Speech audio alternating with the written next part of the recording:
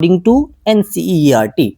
और आज का हमारा टॉपिक है यूकैरियोटिक सेल। जब एनसीईआरटी ओपन करेंगे तो आपको यूकैरियोटिक सेल के बारे में कुछ इतना पैराग्राफ आपको लिखा हुआ मिलेगा। और मैं इतने ही पैराग्राफ से मैं आपको करवाने वाला हूँ 20 मोस्ट इंपोर्टेंट क्वेश्चन, जो कि एग्जाम में आने की पॉसिबिलिटी सबसे ज्यादा है। आपको ईमानदारी पूर्वक कॉपी कलम लेके बैठना है और सबसे पहले आप क्या करेंगे, जैसे ही क्वेश्चन आएगा वीडियो को पॉज करेंगे, उसके बाद आप पहले खुद से ट्राई करेंगे, देन उसके बाद आप वीडियो सॉल्यूशन देखेंगे। ठीक है मेरे भाई, तो बस इतना सा काम आपको फॉलो करना है, वो भी ईमानदारी पूर्वक। तो चलिए फिर without wasting of any time तो स्टार्ट करते हैं अपना सीरीज। तो देखो आज का जो पहला क्वेश्चन है वो है eukaryotic cell are found in all of the following except. अब यहाँ से बस बातें चलेगी यूकैरियोटिक सेल के बारे में। इससे पहले मैंने आपको प्रोकैरियोटिक के बारे में डिटेल सब चीज बता दिया है, ए टू जेड जितने एनसीईआरटी में गिवन है, एक एक लाइन से मैंने क्वेश्चन ऑलरेडी करवा दिया है। लेकिन अब हम पढ़ेंगे यूकैरियोटिक के बारे में। तो पता है इसमें से पूछा यूकैरियोटिक सेल सबके अंदर प्रेजेंट होता है एक्सेप्ट किसके अंदर नहीं होता है। जैसा कि मैंने आपको ऑलरेडी बता रखा है कि आपका जो बैक्टीरिया होता है ये कैसा होता है मेरे भाई, ये प्रोकैरियोटिक सेल होता है इसके अंदर। तो आज यही पूछा किसके अंदर नहीं होता है, तो बिल्कुल भाई जो करेक्ट आंसर है वो है आपका बैक्टीरिया। प्रोटिस्टा के अंदर भी आपको यूकैरियोटिक सेल होता है, एनिमल के अंदर तो होता ही है, फंगी के अंदर भी होता है। लेकिन आपका जो बैक्टीरिया है वो यूकैरियोटिक से नहीं, वो प्रोकैरियोटिक सेल से बना हुआ होता है। और प्रोकैरियोटिक सेल किसको कहते हैं, जिसके अंदर न्यूक्लियर मेम्ब्रेन अब्सेंट हो, जो आपका नॉर्मल एग्जांपल होता है, जिसके अंदर सेल ऑर्गेनेल से भी अब्सेंट होता है, वो आपका प्रोकैरियोटिक कहलाता है। नेक्स्ट क्वेश्चन देखो, क्वेश्चन नंबर 2। ईमानदारी पूर्वक जल्दी से वीडियो पॉज कीजिए और पहले खुद से ट्राई कीजिए। Which of the following is the defining feature of eukaryotic cell.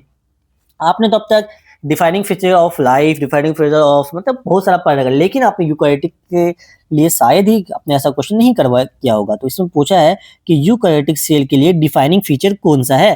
क्या एब्सेंस ऑफ न्यूक्लियस, क्या यूकैरियोटिक के अंदर न्यूक्लियस नहीं होता है? अरे अरे ये गलत बात है यार, ये तो बिल्कुल है। इसमें पूछा कौन सा मतलब एब्सेंस ऑफ न्यूक्लियस। अरे क्या यूकैरियोटिक में तो न्यूक्लियस होता ही नहीं है, इसके अंदर होता है। ये ऐसी ये कंडीशन किसका है, ये जो है आपका प्रोकैरियोटिक का, उसके अंदर न्यूक्लियस नहीं होता है। लैक ऑफ ऑर्गेनेल्स, बिल्कुल ये भी आपका प्रोकैरियोटिक का डिफाइनिंग फीचर है, ना कि यूकैरियोटिक का। अब्सेंस ऑफ साइटोप्लाज्मा, साइटोप्लाज्मा क्या अब्सेंट होता है, ये क्या डिफाइनिंग फीचर आपको लग रहा है क्या? नहीं मेरे भाई, जो साइटोप्लाज्मा है मैंने ऑलरेडी आपको पढ़ा रखा है, क्वेश्चन इस पे करवा रखा है। ये जो होता है ये आपका प्रोकैरियोटिक में भी होता है, ये यूकैरियोटिक में होता है। तो ये आपके डिफाइनिंग फीचर के कैटेगरी में आएगा ही नहीं, इसलिए ये तो कट हो गया। तो सिंपल सा आपका जो करेक्ट आंसर बचता लास्ट में कंपार्ट क्या है, कंपार्टमेंटलाइज्ड साइटोप्लाज्मा। ऑप्शन नंबर इसका जो है मतलब साइटोप्लाज्मा का जब कंपार्टमेंट हो जाता है, मतलब ये देखो इसका मतलब क्या है, देखो ये मैं आपको समझाता हूँ। ये आपका सेल है, ये आपका अंदर ही साइटोप्लाज्मा से फिल है, ठीक है। लेकिन आपको पता है कि जब आपका यूकैरियोटिक सेल होता है उसके अंदर कहीं पे होता है राइबोसोम होता है, कहीं पे माइटोकॉन्ड्रिया होता है, कहीं पे क्लोरोप्लास्ट होता है, कहीं पे गोल्गी बॉडी होता है। मतलब ये देखो, ये साइटोप्लाज्मा का अलग अलग कंपार्टमेंट बना हुआ, अलग अलग जगह अलग अलग सेल ऑर्गेनल से बने हुए हैं। तो वही साइटोप्लाज्मा का कंपार्टमेंट जो ये जो फीचर होता है, ये सिर्फ और सिर्फ किसके अंदर होता है, यूकैरियोटिक के सेल के अंदर होता है। इसलिए मैं इसे अच्छी क्वेश्चन की कैटेगरी में रखूंगा, इसमें आप स्टार पढ़ने जरूर लगा लीजिए। नेक्स्ट क्वेश्चन देखो क्या है, the genetic material in eukaryotic cell are. आपको आप पता है कि यूकैरियोटिक सेल के अंदर जो जेनेटिक मटेरियल होता है क्या फ्लोटिंग फ्रीली इन साइटोप्लाज्मा। अरे अरे अरे नहीं नहीं, ये वाला जो केस मैंने किसके किसके लिए बताया था भाई, जल्दी से बोलो। फ्लोटिंग, देखो जेनेटिक मटेरियल फ्लोटिंग होता है साइटोप्लाज्मा में। ये वाला केस जो था आपका प्रोकैरियोटिक का था। देख लो भाई कितने बार रिवाइज हो रहा है, इसलिए प्लीज आप शुरू से फॉलो कीजिए। अगर फर्स्ट टाइम आए चैनल पे सब्सक्राइब कर लीजिए, और आपको ये सारा मतलब कि लेक्चर आपको प्लेलिस्ट में मिल जाएगा, और मैं प्लेलिस्ट का आपको लिंक मैं डिस्क्रिप्शन में लगा दूंगा, वहां से आप देख लेना। तो देखो ये सारी चीजें छोटी छोटी बातें हैं, आप इसमें गलती करते हो, लेकिन आपको अब ये गलती नहीं करनी है। तो अगर पूछे genetic material floating freely in cytoplasm, ये किसके अंदर होता है, ये होता है आपका प्रोकैरियोटिक के अंदर होता है। सिर्फ प्रो लिख दो, क्या कोई दिक्कत नहीं होता है ना, प्रो ही दे दो, प्रोकैरियोटिक, ठीक है। पूरा क्या लिखो, टाइम ज्यादा लग जाएगा। तो बाउंड बाय द न्यूक्लियर निबुला, बिल्कुल बिल्कुल जो यूकैरियोटिक होता है उसके अंदर जो होता है ये बाउंड होता है। तो ऑप्शन नंबर इसका जो बी है ये करेक्ट होगा। फाउंड इन प्लाज्मिड, अरे मेरे भाई प्लाज्मिड जो क्या था, जल्दी बोलो, जल्दी बताओ प्लाज्मिड क्या था, पढ़ाया था मैंने आपको, बताया था, अभी क्वेश्चन नहीं करवाया था इस पे। ये जो था आपका प्लाज्मिड, ये एक्स्ट्रा क्रोमोसोमल था। देखो रिवाइज हो रहा है ना, मजा आ रहा है कि नहीं आ रहा है, ये बताओ। ये एक्स्ट्रा क्रोमोसोमल डीएनए था, क्रोमो लाइसोसोमल डीएनए, डीएनए लिख दूँ सिर पे। और ये किसके अंदर था भाई मेरे? ये भी जो था आपका बैक्टीरिया के अंदर था। मैंने आपको कई बार बोला बैक्टीरिया बोले या क्या बोले, प्रोकैरियोटिक बोले, आपको दिमाग में एक ही चीज़ आना चाहिए। इसका जो करेक्ट आंसर है वो है बी। नेक्स्ट क्वेश्चन देखो, question number 4, in eukaryotic cell DNA is organised into. देखो बात किसकी हो रही है? यूकैरियोटिक की बात हो रही है और आपसे पूछा गया है डीएनए इज ऑर्गेनाइज्ड इनटू, किसके अंदर वो होता है, मतलब क्या ऑर्गेनाइज्ड होता है, क्या बनाता है वो? तो आपको पता है किससे बना हुआ होता है? सिंपल सी बात है, डीएनए के अंदर क्या होता है भाई? क्रोमोसोम्स। यूकैरियोटिक की बात हो रही है, जो प्लास्टिड हो गया, जो आपका क्रोमेटिन फाइबर, ये सब कुछ नहीं होता। प्लास्टिड जो होता है, आपको ये क्या याद रखना है, देखो मेरे भाई, मैं आपको देखो कैसे बताऊं। देखो ये वाला क्वेश्चन मैं आपको समझाता हूँ, वैसे इसके बारे में बहुत डिटेल पढ़ने वाला है। सपोज कि मैं आपको मान लेता हूँ, ये आपका है, मान लेता है ऐसे कोई सा स्ट्रक्चर, ये आपका क्या है, मान लेते हैं डीएनए, ठीक। और इसके ऊपर आपको पता है कि हिस्टोन प्रोटीन से इसको बाउंड वेब क्या, मतलब इसको पूरा इसका लिपटा हुआ होता है, क्या चीज, ये आपका हिस्टोन प्रोटीन पूरा लिपटा हुआ होता है। तो फिर यही क्या बना देता है मेरे भाई, यही आपका बना देता है क्रोमोसोम। ऐसे आप इसे समझ सकते हो, ठीक है। फिलहाल आपका जिसका करेक्ट आंसर है वो आपका क्रोमोसोम। और आपको पता है जो आपका प्लाज्मिड है, ये सिर्फ और सिर्फ किसके अंदर प्रेजेंट होता है भाई? प्रोकैरियोटिक। तो ये तो यूकैरियोटिक का कोई मसला ही नहीं रहा।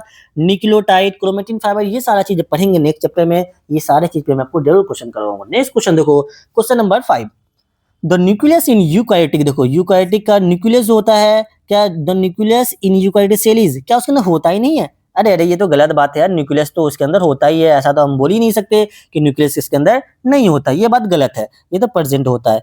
रेंडमली फ्लोटिंग इन साइटोप्लाज्मा, नहीं नहीं, यूकैरियोटिक केस में ये नहीं होता। मैंने आपको बताया ये वाला केस किसके अंदर होता है? प्रोकैरियोटिक के अंदर होता है। सराउंडेड बाय द मेम्ब्रेन, बिल्कुल यही आपका करेक्ट है। यूकैरियोटिक के अंदर जो न्यूक्लियस होता है वो एक मेम्ब्रेन से सराउंडेड होता है, वो किसके अंदर? यूकैरियोटिक के अंदर। प्रोकैरियोटिक में ऐसा कुछ नहीं होता है। आते नेक्स्ट क्वेश्चन देखो, क्या है? साइटोप्लाज्मिक क्या है compartment is eukaryotic due to. वही मैंने आपको बताया है कि जो आपको अभी जो बताया था मैं कि साइटोप्लाज्मिक जो कंपार्टमेंट है, कंपार्टमेंटलाइजेशन है, इसको कंपार्टमेंट सिंपल आप बोल सकते हो। जो कंपार्टमेंटलाइजेशन है यूकैरियोटिक के अंदर, वो किस वजह से होता है? क्या वो सेल मेम्ब्रेन की वजह, सेल वॉल की वजह से होता है? क्यों भाई सेल वॉल की वजह से क्यों होगा, बताओ मुझे। सेल वॉल की वजह से क्यों होगा? सेल वॉल तो, सेल वॉल जो वो क्या है, सेल का आउटर कवरिंग होता है प्लांट के केस में, ठीक है। तो इसकी वजह से कोई कंपार्टमेंट नहीं बनेगा, क्योंकि भाई देखो ये साइटोप्लाज्मा, देखो साइटोप्लाज्मा की बात हो रही है, साइटोप्लाज्मा तो इसके अंदर होता है ना, तो ये नहीं होता, ये गलत कर दो इसे। राइबोसोम, राइबोसोम को पता है, राइबोसोम में कोई भी मेम्ब्रेन नहीं होता है। सिंपल सा आपको याद रखना है, ये कंपार्टमेंटलाइजेशन जो होता है, ये मेम्ब्रेन बाउंडेड सेल ऑर्गेनेल्स के वजह से होता है। मैंने आपको बताया था ना अभी जस्ट स्टार्टिंग में। जैसे आपका माइटोकॉन्ड्रिया हो गया, क्लोरोप्लास्ट हो गया, गोल्गी बॉडी हो गया, वैक्यूल हो गया, ये सारी चीज की वजह से अलग अलग सा कंपार्टमेंट बन जाता है। इसको हम बोलते हैं कंपार्टमेंटलाइजेशन, ठीक है। तो ऑप्शन नंबर इसका सी जो है ये करेक्ट है। देखो ये सब क्वेश्चन आप क्या किए हो, लेकिन ये आपका कहा एनसीईआरटी का ही लाइन है मेरे भाई, इसलिए इसे जरूर कर लेना। नेक्स्ट क्वेश्चन देखो क्या है, which structure is found only in animal but not, is बहुत ही आसान सा क्वेश्चन है यार। कौन सा ऐसा स्ट्रक्चर है जो सिर्फ और सिर्फ किसके अंदर प्रेजेंट है? ओनली इन एनिमल में प्रेजेंट होता है, लेकिन प्लांट में नहीं होता है। जो प्लास्टिड होता है, ये देखो प्लास्टिड हो गया, सेल वॉल हो गया और सेंट्रल वैक्यूल हो गया, ये तीनों जो है ये सिर्फ और सिर्फ ओनली इन प्लांट। ये अगर पूछ लेता है तो देखो ये सिर्फ और सिर्फ किसके अंदर होता है? ये सिर्फ और सिर्फ प्लांट के अंदर होता है। लेकिन आपसे फिलहाल पूछा गया है ओनली इन एनिमल, तो आपका जो सेंट्रियोल है ये सिर्फ और सिर्फ किसके अंदर होता है? एनिमल के केस में होता है, ठीक है। नेक्स्ट क्वेश्चन देखो क्या है, which of these are found in plant cell but not in animal cell। बताओ इसमें से कौन सा ऐसा स्ट्रक्चर है जो सिर्फ और सिर्फ प्लांट में प्रेजेंट होता है लेकिन एनिमल के केस में प्रेजेंट नहीं होता है? तो मैंने अभी आपको जस्ट बताया, cell wall, plastid and central vacuole. तो देखो सेल वॉल एंड प्लास्टिड, बिल्कुल ये दोनों जो है ये सिर्फ और सिर्फ किसके अंदर होता है मेरे भाई? सिर्फ और सिर्फ प्लांट के केस में प्रेजेंट होता है, एनिमल में प्रेजेंट नहीं होता है। समझ में आया या ना आया? मुझे उम्मीद है पूरा आपको समझ में बिल्कुल अच्छे तरीके से आ गया होगा। और माइटोकॉन्ड्रिया, साइटोस्केलेटन, राइबोसोम, ये दोनों स्ट्रक्चर जो होते हैं ये आपको दोनों के केस में होते हैं। ये आपको प्लांट में भी होते हैं, प्लांट में प्रेजेंट होता है, ठीक है भाई मेरे, एज वेल एज एनिमल के अंदर, ये दोनों में कॉमन होता है, ठीक। अच्छा नेक्स्ट क्वेश्चन देखो क्या है, organised nucleus is a feature of. आपको पता है जो आपका प्रोकैरियोटिक होता है उसके अंदर बस स्कैटर्ड फॉर्म में यूं ही यहाँ वहाँ फैला होता है, तो ये तो आपका प्रोकैरियोटिक के केस में नहीं होता। प्रोकैरियोटिक केस में कोई भी ऐसा ऑर्गेनाइज्ड वे में नहीं होता। लेकिन लेकिन लेकिन जो आपका यूकैरियोटिक होता है इसके अंदर न्यूक्लियस के अंदर एक बाज़ाब्ता एक मेम्ब्रेन होता है जिसको हम न्यूक्लियर मेम्ब्रेन कहते हैं, ठीक है। तो जैसे आपका देखो न्यूक्लियर मेम्ब्रेन होता है एक ऑर्गेनाइज्ड वे में अच्छे तरीके से, चलो भाई इसका पोजीशन फिक्स है, तो इस वजह से देखो यहाँ पे सिंपल में आप क्या कर दो, इसके अंदर ट्रू न्यूक्लियस होता है, ठीक है। क्या होता है, कोई भी चीज सच्चा होता है भाई वो हर तरीके से परफेक्ट होता है, ठीक है। एक ऑर्गेनाइज्ड होता है, एक सच्चा इंसान ऑर्गेनाइज्ड ही होता है। तो इसके अंदर लिख लो ये ट्रू न्यूक्लियस होता है इसके अंदर प्रेजेंट, ठीक है। लेकिन प्रोकैरियोटिक क्या होता है भाई, फ्रीली होता है, freely in floating freely in cytoplasm. तब फ्लोट करता है, जो चीज फ्लोट ही कर रहा भाई, तो उसका क्या पता वो कहाँ पे कोई ऑर्गेनाइज्ड हो सकता है, नहीं ऑर्गेनाइज्ड बिल्कुल नहीं हो सकता है। तो आपसे पूछा ऑर्गेनाइज्ड न्यूक्लियस किसके अंदर होता है, तो ये जो है आपका ऑप्शन नंबर ए जो है ये आपका करेक्ट आंसर है। आते हैं नेक्स्ट क्वेश्चन, देखो question number 10, which of the following absent in, देखो absent in eukaryotic animal cell, ध्यान दो यूकैरियोटिक पूरा क्वेश्चन पढ़ना। एब्सेंट इन, एक तो यूकैरियोटिक वर्ड आया फिर एनिमल सेल आया, इसमें से कौन सा एब्सेंट है, यूकैरियोटिक होना चाहिए और वो एनिमल सेल होना चाहिए।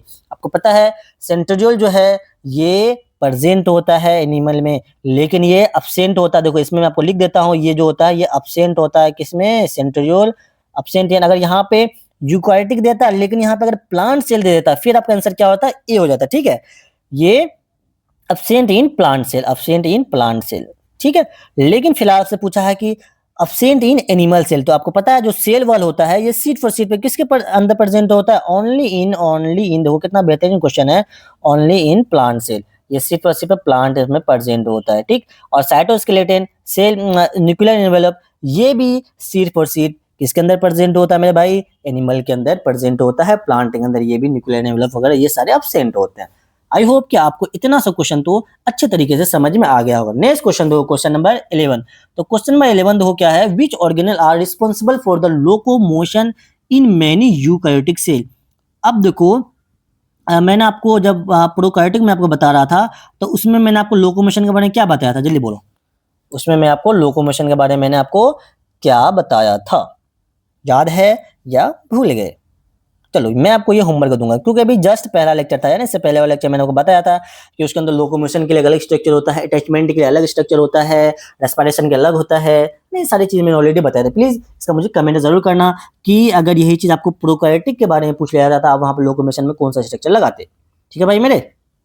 तो और इसके अंदर जो होता है वो सिंपल सा होता है आपका लोकोमोटिव स्ट्रक्चर, ऑप्शन नंबर इसका जो सी है ये करेक्ट है। आपको पता है जो राइबोसोम होता है वो क्या होता है, प्रोटीन सिंथेसिस करता है, ये क्या करता है मेरे भाई, प्रोटीन सिंथेसिस करता है। प्लास्टिड क्या करता है मेरे भाई, सिंपल सी बात है, प्लास्टिड को अगर कुछ भी नहीं दो इसका एग्जांपल है सिंपल बोलना, ये kitchen house of the cell होता है, न्यूक्लियस होता है ब्रेन ऑफ द सेल होता है या control centre of the cell होता है। आसान सा क्वेश्चन। और अगर यूट्यूब पे मतलब मेरे चैनल पे फर्स्ट टाइम आए तो प्लीज इस चैनल को सब्सक्राइब कर लीजिए ताकि आपको डेली बेसिस पे क्वेश्चन मिलता रहे और आपको ऐसे ही तरीके से आपको डेली क्वेश्चन मिलेंगे। आपको पता है मजा आता है ना एनसीईआरटी के क्लास में जब क्वेश्चन आप सॉल्व करते हो, एनसीईआरटी पढ़ते हो तो भाई अलग ही लेवल का फीलिंग आती है।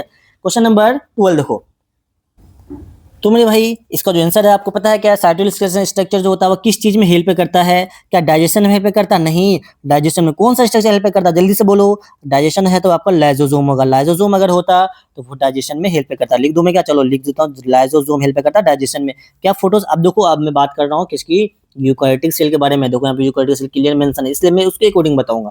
अगर यहाँ पे प्रोकैरियोटिक होता तो मैं फोटोसिंथेसिस के बारे में मैं लिखता क्रोमेटोफोर, लेकिन यूकैरियोटिक है इस वजह से इसका आंसर क्या होगा, फोटोसिंथेसिस के लिए। अगर फोटोसिंथेसिस पूछता है कि भाई फोटोसिंथेसिस कहाँ पे होता है, आप क्या आंसर देंगे, क्लोरोप्लास्ट। क्या होगा इसका आंसर, क्लोरो। देखो एक क्वेश्चन के साथ आपको कई क्वेश्चन यहाँ पे कंप्लीट हो रहा है, क्लोरोप्लास्ट, ठीक है मेरे भाई। तो आपको ये पता होना चाहिए। फिलहाल आपका जो साइटोस्केलेटन होता है यूकैरियोटिक के अंदर वो हेल्प करता है किसमें, शेप देने में और उसको मूवमेंट देने में, और कहीं ना कहीं ये आपको इसको इंटरनल मतलब कि सपोर्ट वगैरह प्रोवाइड करता है, मैकेनिकल सपोर्ट देता है ना, ये सारी चीजें भी इन्हीं का काम होता है। क्या सेल वॉल फॉर्मेशन में हेल्प करता है, नहीं नहीं नहीं, सेल वॉल फॉर्मेशन कहीं पे इसका कोई फंक्शन नहीं है ऐसा। नेक्स्ट क्वेश्चन है question number 13, which of the following is not membrane bounded organelles. आपको इसमें पूछा है बताओ इसमें से कौन सा ऐसा ऑर्गेनेल्स है जिसके अंदर मेम्ब्रेन होता ही नहीं है। क्या आपका गोल्जी बॉडी है, अरे अरे अरे भाई गोल्जी बॉडी जो है इसके अंदर मेम्ब्रेन होता है भाई, बिल्कुल मेम्ब्रेन होता है। माइटोकॉन्ड्रिया के अंदर डबल मेम्ब्रेन होता है, लाइसोसोम के अंदर भी होता है मेम्ब्रेन, और आपका जो राइबो देखो ये सब जो मैं अभी डबल सिंगल नहीं बताऊंगा बिकॉज इस पे क्वेश्चन ऑलरेडी लेकर है, लेकिन फिलहाल याद कर लो जो आपका माइटोकॉन्ड्रिया होता है इसके अंदर कैसा होता है, डबल मेम्ब्रेन। आपसे पूछ ये भी सकता है बताओ इसमें से डबल मेम्ब्रेन किसके अंदर होता है, ठीक है ये याद कर लो। जो डबल मेम्ब्रेन होता है उसको हम क्या बोलते हैं, वो माइटोकॉन्ड्रिया के अंदर होता है। आपका जो लाइसोसोम होता है इसके अंदर सिंगल मेम्ब्रेन होता है, लेकिन आपका जो राइबोसोम होता है उसके अंदर मेम्ब्रेन होता ही नहीं है। और राइबोसोम का फंक्शन क्या होता है मेरे भाई, राइबोसोम का फंक्शन जो होता है वो होता है प्रोटीन सिंथेसिस करना। अब क्वेश्चन है नेक्स्ट देखो, प्लास्टिडार, प्लास्टिड जो होता है फाउंड इन एनिमल, नहीं मैंने आपको क्लियर बताया अभी कि ये एनिमल के अंदर नहीं होता, ये सिर्फ और सिर्फ किसके अंदर होता है भाई मेरे, प्लास्टिड जो होता है ये सिर्फ और सिर्फ प्लांट के अंदर होता है। और आगे मैं आपको बताऊंगा, अभी चलो अभी थोड़ा सा मैं बस हिंट देता हूँ, ये 3 टाइप के होते हैं। जो प्लास्टिड होता है ये आपका 3 टाइप का होता है। एक होता है आपका, जल्दी से बोलो, मेरे बोलने से पहले बोल दिया गया ताकि आपका रिवाइज होता रहे, ठीक है भाई। एक होता है आपका क्लोरोप्लास्ट, एक होता है आपका क्रोमोप्लास्ट, एक होता है आपका ल्यूकोप्लास्ट। चलो मुझे इसका एक-एक फंक्शन आप कमेंट करके बता देना, ठीक? तो ये आपका होमवर्क है कि क्लोरोप्लास्ट है क्या फंक्शन है, क्रोमोप्लास्ट एंड ल्यूकोप्लास्ट इसका कोई प्रॉपर्टी कुछ भी बता देना, आपको इनके बारे में क्या-क्या जानते हो बस वही मेरे को लिख के बता देना, ठीक है?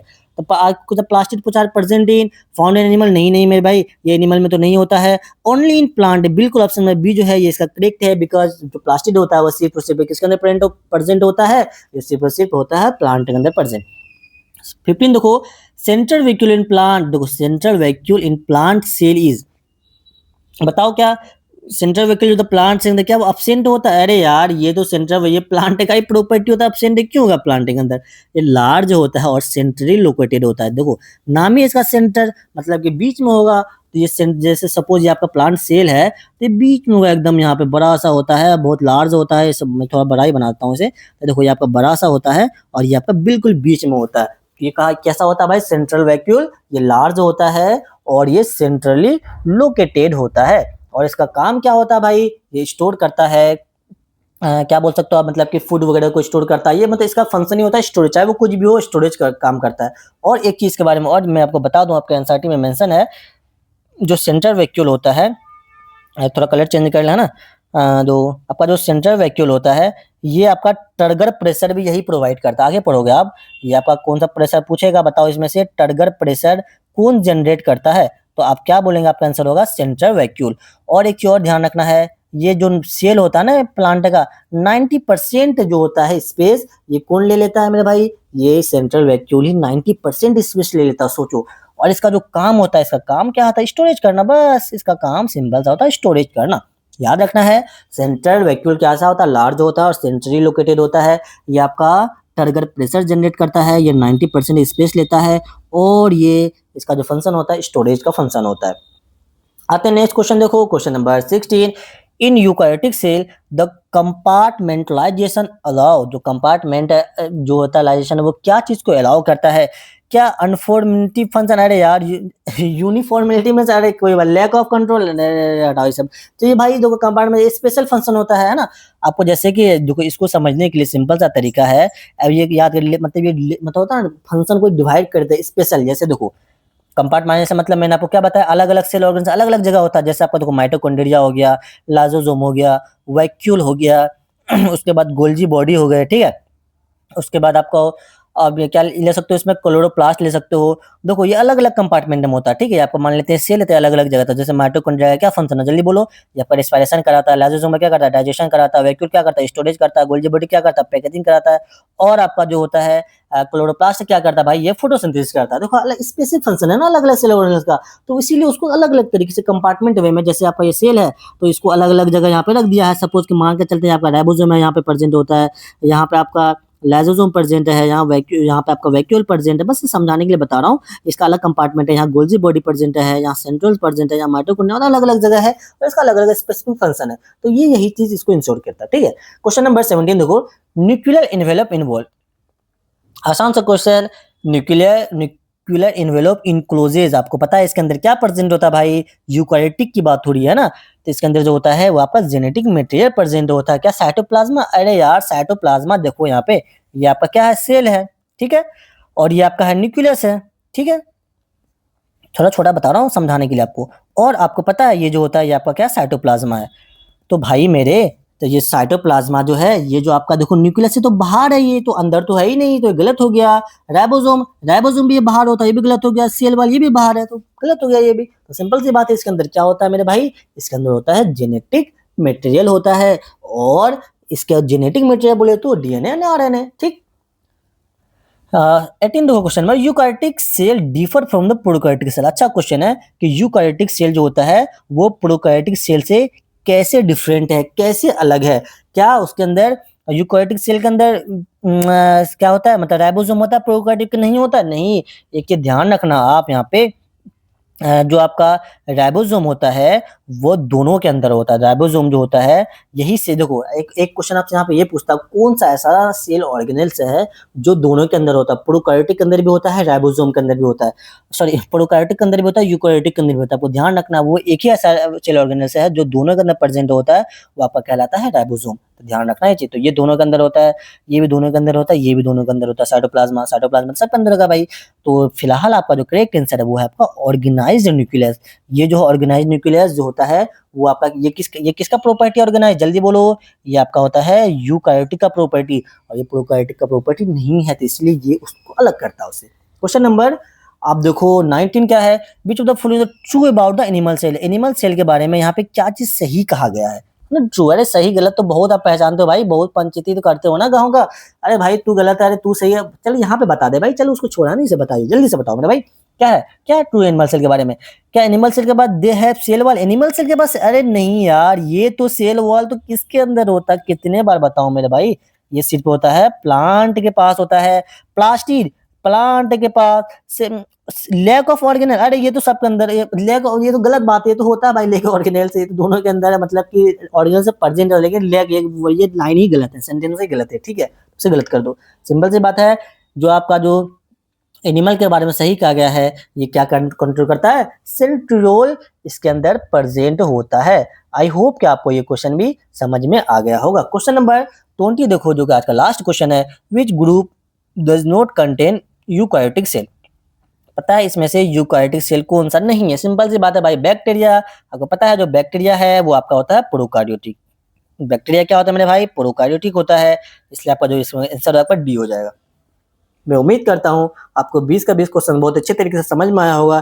फिर भी आपको कोई भी कंफ्यूजन हो, कोई भी डाउट हो, कोई भी दिक्कत परेशानी दुख तकलीफ हो अगर, तो आप मुझे कमेंट कीजिए, और साथ के साथ ये भी बताइए कि आपको वीडियो कैसा लगा, आपको क्वेश्चन समझ में आया नहीं आया, कैसा क्वेश्चन था, एनसीईआरटी समझ में आया, एनसीईआरटी क्वेश्चन बने और कितने नंबर आए। प्लीज़ ये सारी चीज़ें मुझे ज़रूर बताया करो, है ना।